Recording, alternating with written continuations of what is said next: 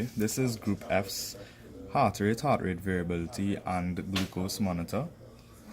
We are Group F, as I said, and the members in this group are Daniel Gordon, myself, Daniel Gladstone, and Jabari Lindsay.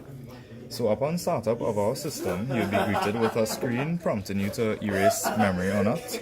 This memory is the flash memory, and we will press yes to erase, and you could currently see the yellow LED. Look at the yellow LED, and it's flashing because the memory is being erased.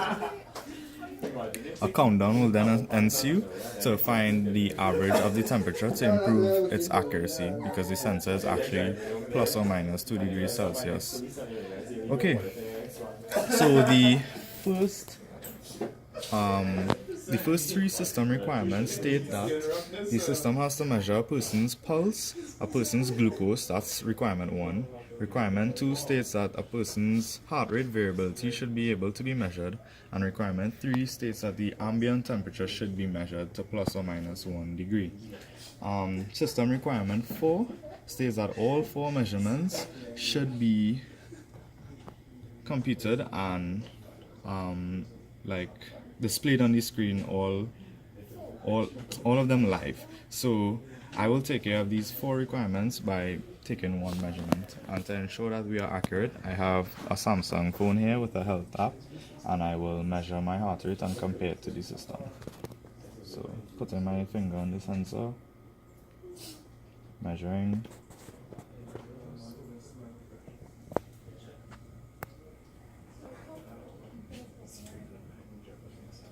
So my heart rate, according to this, is 90 beats per minute. So now I will position my finger on the transistor and IR LED pair, and once I'm comfortable, I'll press 1 to measure. After a 10-second interval, all 4 readings will display.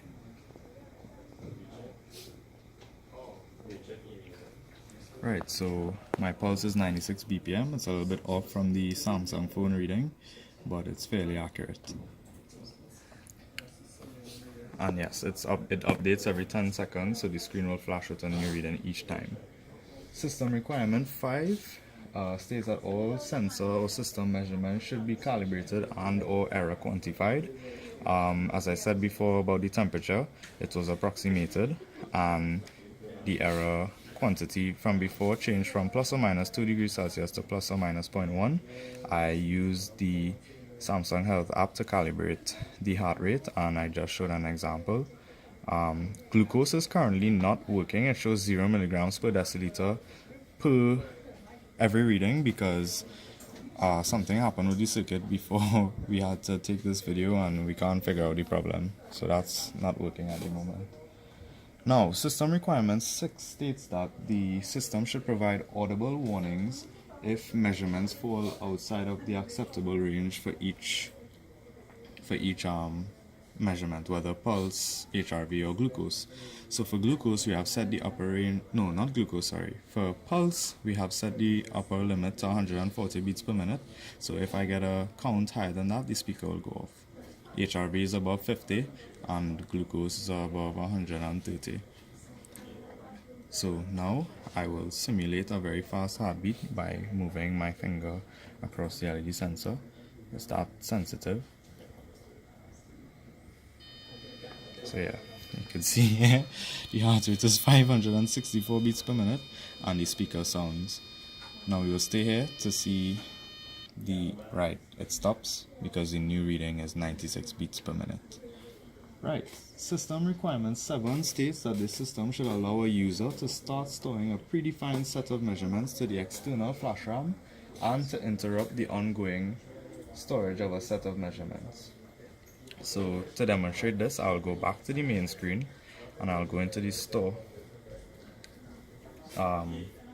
submenu, and in here there are 3 predefined options. You can store per 10 seconds, per 20 seconds, or per 30 seconds. What this simply means is you store 1 reading per 10 seconds, 1 reading per 20 seconds, or 2 intervals, etc.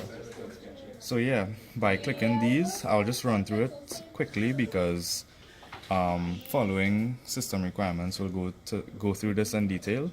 And yeah, you can see I could choose, and once I'm measuring, I could actually interrupt those measurements and pick a new interval, right?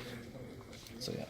So system requirement 8 states that the system should allow the user to scroll through all measurements stored on an external flash RAM.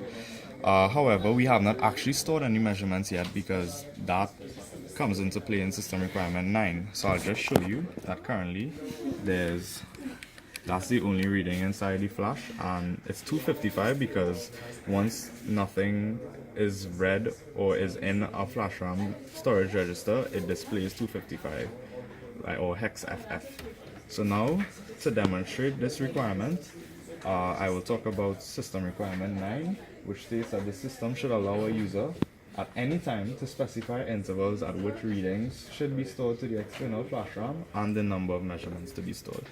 So by performing this requirement, I will take care of requirement 8 and requirement 7.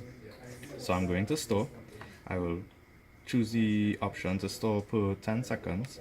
I will take 2 readings and then I will begin measuring.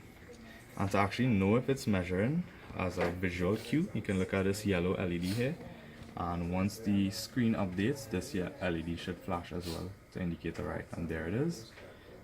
The reading is 108, so we should see that in memory soon enough.